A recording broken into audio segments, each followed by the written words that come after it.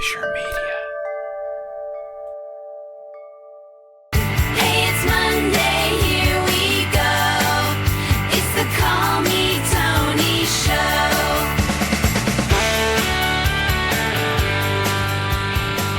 It is Monday again. And, well, I guess it's been a while since the last Monday I talked to you, because last week I was going through some stuff, and instead of putting out my normal 3 podcasts in 1 week, I went in a slightly different direction and put out 0 podcasts. So it feels good to be in front of the microphone again. So, I don't know. It's weird. I feel like when I get in that frame of mind where I don't want to do any recording, that's probably when I should do the recording, because instead of engaging in these therapy projects, which are so good for me, I slip into this weird space where I don't do the thing because I don't have the energy to do the thing. But the reason I don't have the energy to do the thing, ironically, is because I'm not doing the thing. So anyways, enough of me talking in circles. Here we are, Monday morning. Awesome. I guess a lot of you know this hasn't been exactly the easiest year for me for a number of reasons. I've covered some of them here. I've talked about some of them on In the Blood. And don't need to get super deep into what specifically those things are about. I don't want this to turn into the weekly bitch fest. No need for that.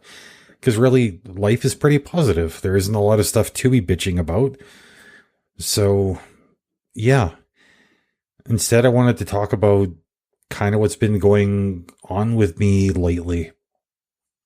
Share a little bit more about this journey I've been on of stepping out of my comfort zone and exploring new and different things.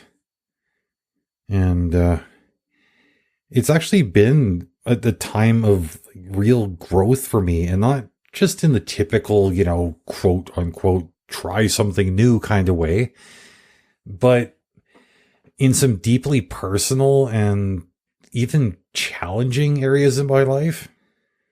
So yeah, let's get into it. I guess where it really started for me was breaking away from some self-destructive habits. And before I get into the habits, I just want to apologize. I've got a new to me desk chair, and I've noticed that when I talk, I fidget a little bit. And when I fidget, the chair makes these annoying noises. I don't know if they're being picked up by the microphone. If they are, I apologize. I will try to lubricate the chair before I do this again. But anyways, talking about breaking away from these self-destructive habits, just like I need to break away from this noisy chair. I used to find myself limiting myself, allow myself to introduce myself. Get it together, man. I got to start scripting this show. Anyway, I used to find myself limited to the company of just like a couple of toxic people, 1 or 2 tops. And I realized that these were relationships I was holding on to out of fear, not because of the value of the connection. And I wasn't really branching out socially. Instead, I was clinging to these 1 or 2 people because I was scared of losing them. And looking back, I realized that I think I'd been conditioned since early childhood to accept abuse. And at times it feels familiar, almost comfortable. But that doesn't make it any less destructive. I guess for me, the shock of everything kind of came to me when I found myself earlier this year in such a dark place that I was actually contemplating taking my own life. And that was a wake-up call for me. And because of that wake-up call, I decided I had to break away from certain people and certain cycles. And the hardest part of that breaking away wasn't the act itself, but facing the unknown that came afterwards. I've always feared the unknown. You know, the way my anxiety manifests is I try to anticipate every imaginable outcome so that if anything unfolds in front of me, I can think, okay, well, that wasn't really surprising. I kind of expected that this might happen. But the problem for me with venturing into the unknown is I don't have enough points of reference to anticipate really anything. So walking away from what I knew, even though it was toxic, it felt terrifying. Like, to say that it increased my anxiety would be a gross understatement. It was terrifying. It shook me to my core. But I think some part of me saw the necessity of it. And so I decided to move forward without these people and without engaging in these habits that, when I say these habits, I mean the habits, the mindset, the whatever that kept drawing me back towards these type of people, you know? And after making the decision to step away from these aforementioned toxic relationships, I found myself learning to invest in new connections, you know, the real meaningful kind. And that in itself was a huge change for me. I've always made superficial connections pretty easily, but for whatever reason, I avoided anything deep outside of romantic relationships. But over the past few months, I've started pushing past these insecurities. I've been intentionally learning about people and at the same time allowing them to learn about me. It's been an eye-opening experience, and being exposed to a more diverse social circle has helped me grow in ways that I couldn't possibly have imagined before. And sorry, like I'm taking these long pauses because I'm still figuring out how to describe all of it. Like, I really don't know how to put it into meaningful words, but I know this.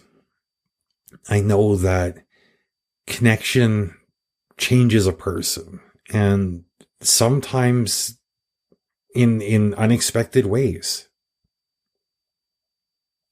Anyways, one of these new friends I made, he actually helped me reconnect with something that I hadn't done in a while, which was playing guitar. And how it came up was he was learning the ukulele, and honestly, his passion was contagious, extremely contagious.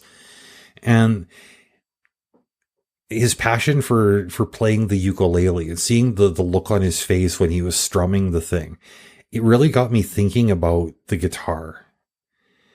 And I don't know, that thought about the guitar had been sticking with me for a bit. And eventually he approached me, and through his own weird way of charming me into submission, he convinced me to join him and another friend for a little jam session. And the whole idea was that it was another one of those insecurities he was trying to help me push past, which was I don't really like singing in small groups. And he said, I've heard you sing. You've got a great voice. And I really want to get you singing. And so my expectation was that I was going to be sitting in a room with two other people, one of them being my friend strumming the ukulele, and that we were going to try and sing a Patsy Cline song. But what I wasn't expecting was that this other friend that we were joining brought a guitar with her. And through helping her figure out some basic chords, because I mean, she's not really a guitar player per se, she's trying to learn, and helping her through some basic chords, I started to really realize like how much I missed playing myself. It wasn't just a case of like thinking, oh, it'd be nice to get back into it. It started to feel more like a need. So, after our little impromptu jam session, I found myself just playing around with the guitar a little bit. I mean, it was a bit frustrating as my fingers were weak, my calluses were gone, and honestly, it's not really the best instrument, and it does need new strings, but whatever. It got me thinking like, I need my own guitar. I need one real bad, because I sold my last one during the pandemic at some point. And, anyways, long story, slightly less long. About a week later, I found myself buying a new guitar, and I started practicing every day, and I've been doing that ever since, and I am loving it. Anyways, that's all been like really, really interesting stuff, exciting stuff. But there's a flip side to that. With all this new excitement in my life, I realized that I needed something to balance it out. And again, looking to my past and thinking of like what had worked for me before, I started thinking about how much meditation had helped me. So I started practicing that again. And not just sort of like the casual drive-by way that I'd been doing over the last couple of months, where just like, okay, I'll take a few minutes in the morning to set the tone for my day. I mean, like actually taking a significant portion of my day to dedicate to this practice. And well, I can't claim to have like found balance. I'm definitely getting there. I'm certainly feeling much more grounded, and I could see myself achieving and maintaining balance. It's right within reach. I'm so close. So I'm going to keep on going with that. Part of my new way of going about things, my new way of approaching life has been finding some purpose through volunteering. And I've found some of that purpose through volunteering with my local Unitarian Universalist church. And the things I do, it's a bit of a mix of stuff, right? I mean, I help out with building maintenance, with outreach committees. I even started operating the soundboard on some Sunday mornings. And what's been so rewarding for me is knowing that I'm a part of something that's bigger than just me, And I know what it's like to feel isolated, invisible, and even desperate sometimes. So being able to help others avoid these feelings has actually been really, really meaningful to me. Like so meaningful. And I think the best part of all this has been the sense of belonging. Being a part of something that has the power to make a positive impact in the world, it feels amazing. It's bigger than anything that I think I have accomplished on my own before. And oddly enough, by taking the focus off of my own needs and thinking about how I can help others, I'm finding that it's actually paying off for me on a personal level.